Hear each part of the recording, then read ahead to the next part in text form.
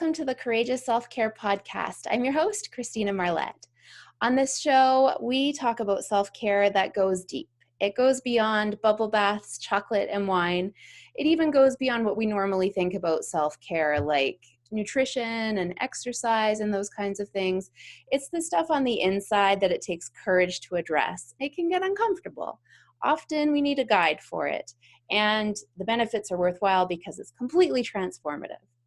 I am so honored to have my friend Karen McGregor on the show today. Karen, welcome. Thank you so much for having me here, Christina. Oh, I'm excited to do this. So Karen, tell us a little bit about what you do. Sure. Well, I help entrepreneurs to be able to speak from the stage in terms of their delivery, but more so the design of their talk so that they can get the results that they want. Because most entrepreneurs know how to educate, and some of them even know how to inspire, but very few are able to take their education and their inspiration and then be able to sell their programs, products, services from the heart really well on stage so that people's lives are changed on a deeper level. So I'm able to do that with them through a 3-day program, as well as some people choose private sessions. I have done the work with Karen, and it is amazing, very transformative too, and it does incorporate a lot of the internal self-care that we're going to be talking about. So Karen, I love for our guests to share their favorite self-care practice. What would you say yours is? Well, definitely it is the time that I take, whether it's first thing in the morning. Sometimes I don't have that time, and then I'll do it later in the day. I set a timer for 20 minutes, and I meditate.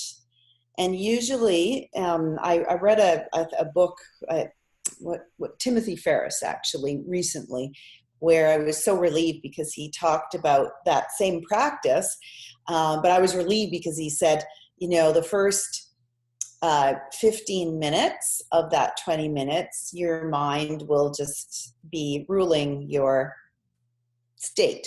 Yes. And the last 5 minutes is actually when you start to get into the state of bliss or relaxation, or simply just finding that inner peace. And I find that when I do that, my day goes better. I'm not irritated, usually. We are human. We are human. And I actually have the capacity to really, I think you and I talked about this before, have spaciousness. Mm-hmm. And I think that's so important. I read a book recently, Essentialism. It's a great book.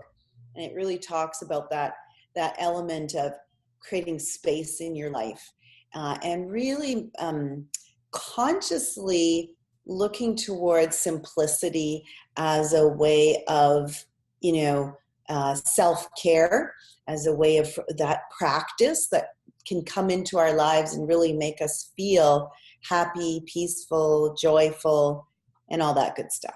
Well, I'm a huge proponent of meditation too, and I think I just read the same book as you. Oh, the Paris one is the big thick one. Yes. Yeah, Tools of Titans. The Titans. Yeah. Well, and that's amazing because I had it from the library. I didn't take the time to read all of it because it's very big, but I did read that page out of the. Oh, that's so funny. I know, out of the 20 pages that I read out of it, that was one of them. Yeah. Okay. So absolutely. And meditation, I find the same thing. And recently what's been coming to me in my meditation that's been so rewarding is I have a lot of stuff on the go in regular life. And so in my meditation, I just have gotten this notion of I can take a break from being Christina. There is nothing I need to accomplish right now. And all I am right now is energy.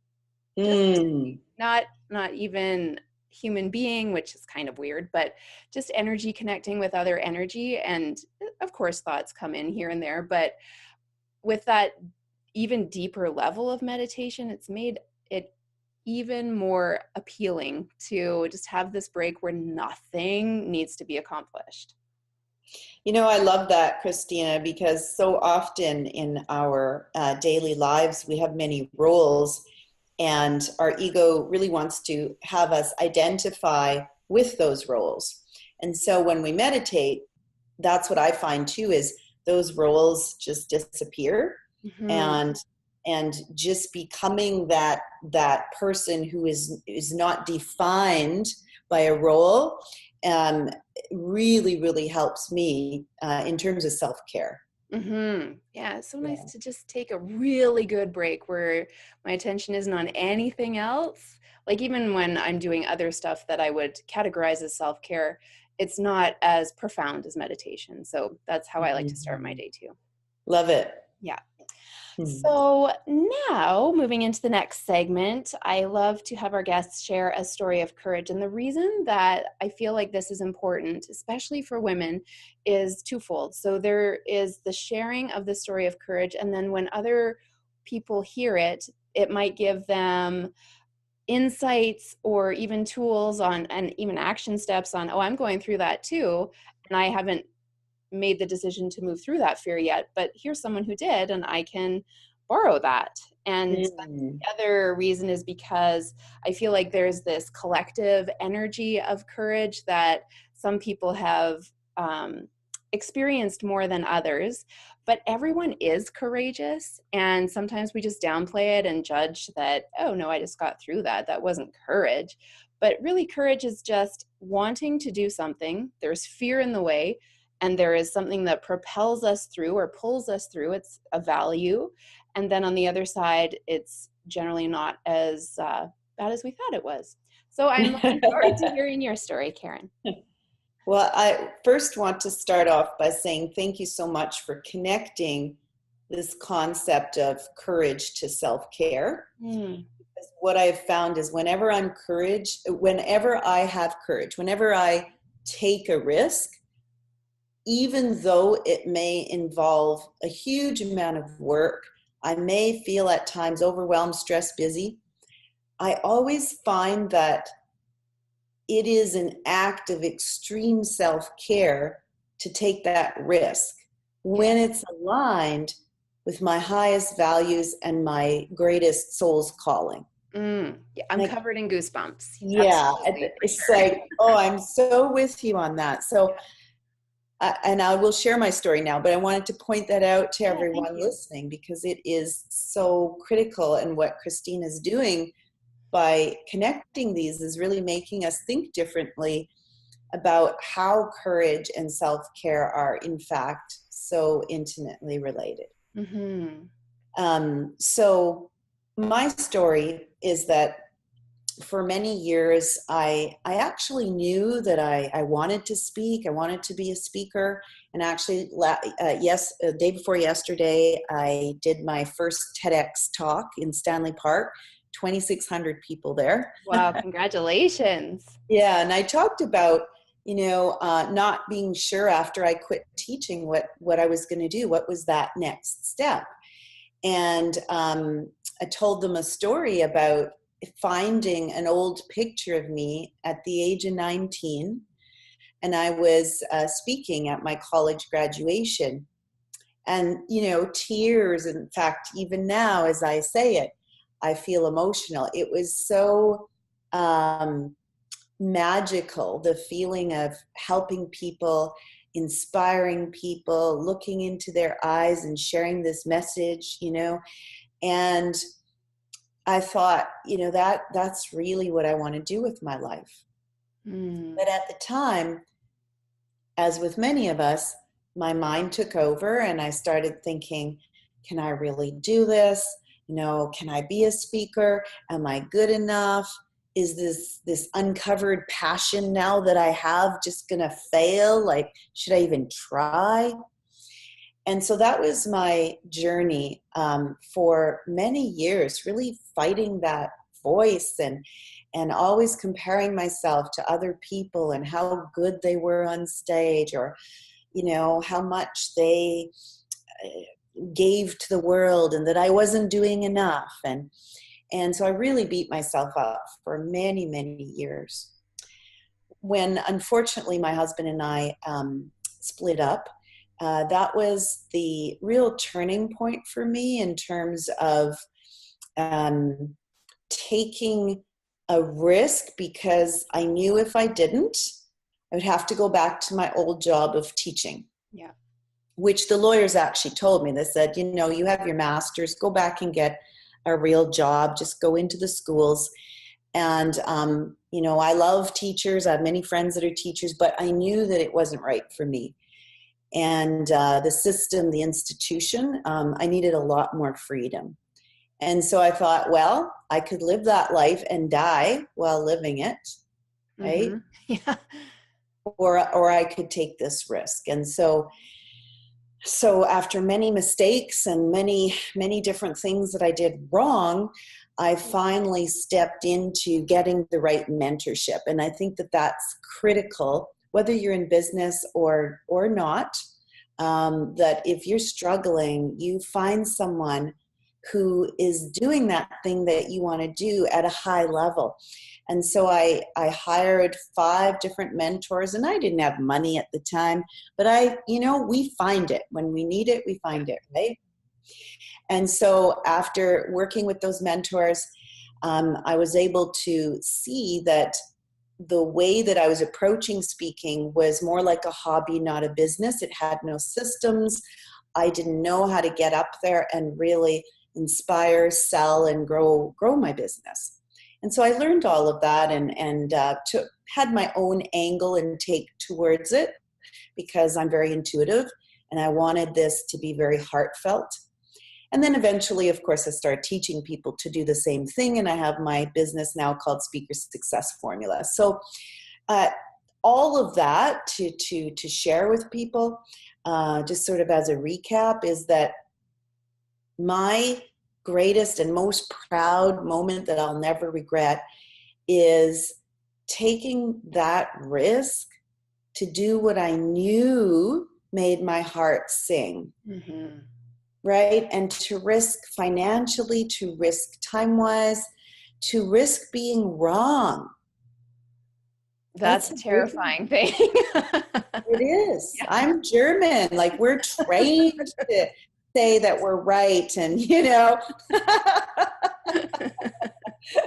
just kidding for my German friends out there. But really, most of us want to be right. We don't want to be wrong about ourselves, especially. Right. Yeah. Yeah, well, there's so many juicy tidbits that you shared in there. So I want to ask you some questions and thank you for sharing that story. So one of my questions is, well, first an observation. So I love how you said that you found mentors. And I think this is a really important key, especially for women, because I think society idolizes independent women, like with the cape flying out behind them and doing it all themselves and Yeah. working themselves to the bone and sacrificing their own well-being, all while doing it by themselves. And that is a ridiculous idea. We do not thrive on our own. What we want to do, our hearts want to do, and our souls want to connect. And what better way to connect than with people who are going to help propel you towards your vision? Absolutely, Christina. Yes. And I agree with you that, and many of us, it's because we've been trained that way to be independent, to really go and do it on our own and fight through it and win this war. Well, there is no war to win. There is no enemy. No. Right? And so when we shift our perspective and start to see that we're all in this together, and we need each other. And it's so much easier to tap into that courage when we have someone in our corner or someone cheering us on who can see what it's like for us, but not be immersed in our lives. Like other Yes. people's problems are so clear to everyone but them. It's so true. That's one thing I learned from this TEDx experience is that, there were 13 of us and we each have our own egos and our own pride, but to have a board of people every month listen to your talk and give you feedback. And some of it is really hard to take because the ego wants to latch on to a certain way of being a certain way of imagining itself on stage, right? Yeah. Yeah. And I found that for me, I grew so much from the simple act of seeing this as a community event Hmm. where my responsibility was really to be part of a group, and not to step back and say, I'm alone, I can handle this, I've got lots of experience, you don't need to tell me anything. um, and when when I was able to do that, I just grew so much, and I'm sure everyone else did as well. Yeah, that's beautiful and makes that point again, where it's about community and connection. That is what fills us up. Even for introverts, we still long for that connection. So the other question I have for you, Karen, is you said that there was something like you just had this dream, this vision for yourself, and there were years of fear. What do you think was the value on the other side that pulled you through that fear eventually? Well, that's another thing I talk about in my TED Talk is this moment where a woman came to me because I was speaking, you know, I was going to events, networking events, what have you, and and I just clearly remember her coming up to me and saying, you know, I heard you speak a few months ago. You shared your story, and now I want to share with you how that story impacted my life. Mm. She went on to say how, you know, she was ready to shut the doors to her business and she just was devastated. And when I shared my story, I didn't know, but she went home that night and just made a decision like, I'm going to make this work and enough of this. And so the next time she saw me a few months later, she told me her business has turned around. She Wow. has hope again. And it was so, it touched me so deeply because I realized at up to that point, you know, I had very young kids. I was working so hard for myself and for them, Yep. but the truly fulfilling part of the whole thing is knowing that what you're doing is making a difference to people. Yeah. And so her sharing that all of a sudden made me think, oh my goodness, now I really truly know why I'm doing what I'm doing. Yeah. So it sounds like contribution is a really important thing for you. I always say to people, you know, because I've got the private training and the groups and the year-long sessions. I say, look, you know, come and join me. I'd love to work with you, but honestly, I don't want to if I can't make a difference in your life. Yeah. Yeah. You know, And just what you said, that you impacted someone without even knowing it. That's the collective courage that I'm talking about. What you said gave her an idea and an impetus to change her life. And that is the power of sharing these stories of courage. And I love that you tucked that in there in the end. yeah, you're welcome. It's one of my favorite stories, and I don't tell it often enough, but I think it's so important for all of us. Never pass by an opportunity to tell someone how much you were changed by Yes. their contribution as well. So it Right. goes both ways, right? Yes, for Because I think sure. we need to do that as women. We need to support each other. And even just one single line on Facebook can change somebody's life or day or month, you know? Yeah. Yeah, I totally agree. Well, thank you so much for sharing that, Karen. And if people want to learn more about what you do and watch your TED Talk, where can they find you? For sure. Well, my TED Talk comes out in 3 weeks, and it will be on my website. And you can also learn all about what I offer for people that are wanting to get out there and speak and deliver a powerful message. So it's called Speaker, singular, Speaker Success Formula.com. And you can reach out to me personally there as well. Very good. Well, Karen, thank you so much for sharing your heart today. I'm really grateful that we got to spend this time together. I am too, Christina. Blessings, and thank you so much for this important work that you're doing. My pleasure. And so, just to wrap things up here, the Courageous Self Care podcast airs Monday through Friday. So, be sure to come back and listen for more stories of courage. And then the other parts of the week, we get into the foundations of courageous self care so that you can take action steps towards prioritizing your own well-being. And if you enjoyed this episode, go ahead, like, comment, and share it with your friends. If you're listening to the podcast, the audio, you can become a follower. And if you're watching it on YouTube, you can subscribe to the channel so that you know when the next show is ready. And the thing I like to say at the end, always, I just had to check up in my brain, apparently, is self-care is not selfish. There is nothing selfish about taking care of yourself, because when you do, you feel so much better. And then the people around you benefit, all of the relationships improve. And when one woman takes a stand and says, you know what, I am going to care for myself, that energy ripples out throughout the entire globe. So I can't see anything selfish in that. Thank you so much for listening. I look forward to connecting with you again soon. Bye-bye for now.